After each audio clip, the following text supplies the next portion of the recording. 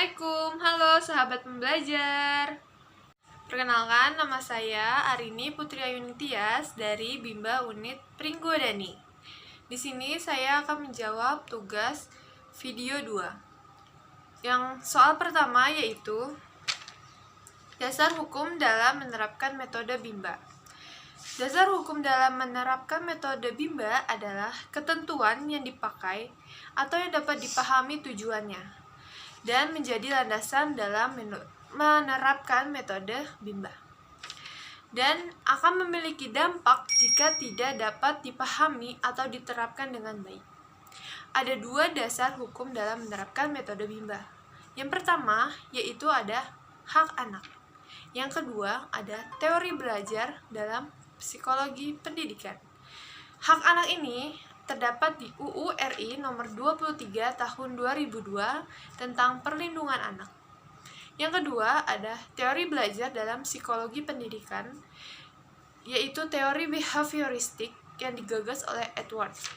Di sini dia mengatakan ada 3 hukum belajar. Yang pertama yaitu the law of effect, the law of exercise, dan the law of readiness. Selanjutnya yang soal kedua yaitu apa yang dimaksud dengan bermain sambil belajar. Bermain sambil belajar adalah kegiatan yang sepenuhnya dilakukan bermain. Maksudnya itu kegiatan yang ada di Bimba yang menggunakan yang secara bertahap atau konstruktif dan juga edukatif, yaitu ada kurikulumnya. Bermain di Bimba ini bisa menggunakan modul Bimba, lalu bahasa Bimba seperti kakak sudah minum SU susu belum, lalu juga ada lagu Bimba. Selanjutnya, jelaskan mengenai metode Bimba. Metode Bimba itu adalah cara belajar yang ada di dalam Bimba. Metode Bimba ini ada 3. Yang pertama itu fun learning, yang kedua small step system, yang ketiga individual system. Yang pertama dulu itu ada fun learning. Fun learning ini adalah proses belajar yang sepenuhnya 100% itu harus menyenangkan bagi anak.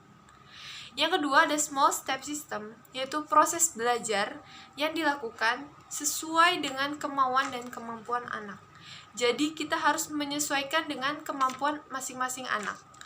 Yang ketiga yaitu ada individual system, di mana proses belajar ini anak adalah subjek belajar, subjek bermain sambil belajar. Jadi anak ini harus berperan aktif dalam kegiatan bermain sambil belajar di Bimba. Pertanyaan keempat yaitu apa hubungannya fun learning dengan kebahagiaan? Fun learning sendiri itu adalah proses belajar yang sepenuhnya menyenangkan bagi anak. Sedangkan bahagia adalah suatu keadaan atau perasaan yang senang dan juga tentram. Jadi hubungan antara fun learning dengan bahagia yaitu suatu proses belajar yang menyenangkan bagi anak atau membuat anak-anak itu senang. Sekian jawaban dari saya, kurang lebihnya mohon maaf. Wassalamualaikum warahmatullahi wabarakatuh.